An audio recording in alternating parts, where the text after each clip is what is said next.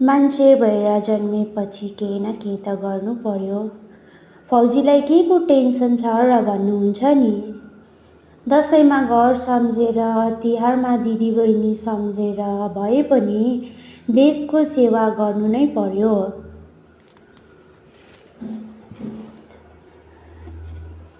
भाइटिकामा दिदीबहिनीहरूले टिका लगाएको देखेर आफूलाई पनि त टिका लाउनु रहर हुन्छ। छोरी किन खुसी भइछे भनेर एक्लै फोटो हेर्दै मुस्कुराउनु नै पर्यो।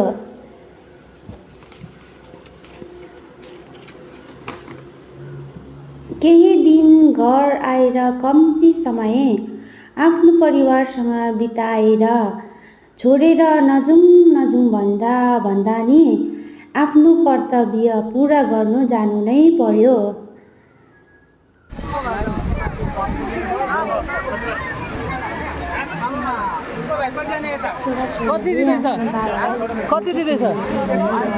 बोक्नु नै पर्यो।